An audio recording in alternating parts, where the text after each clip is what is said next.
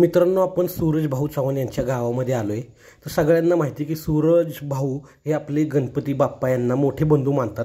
गेली 3-4 वर्ष ते स्वतः कष्ट करून जे पैसे मिळवायचे त्याच्यामधून एक छोटीशी मूर्ती स्थापित करायची त्यांच्या घराच्या जवळ।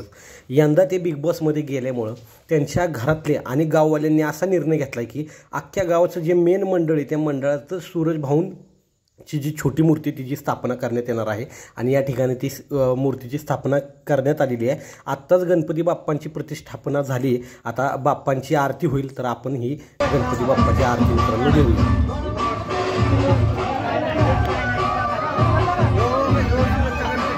हा ना,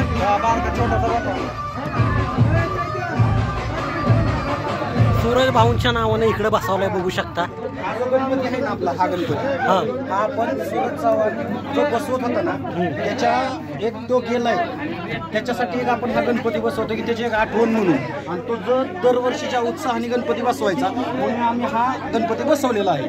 म्हणजे सूरज चव्हाण जे गणपती बसवायचे तो आम्ही गणपती बसवलेला आहे मेन मंडळात, मेन मंडळात बसवला, बघू शकता मित्रांनो।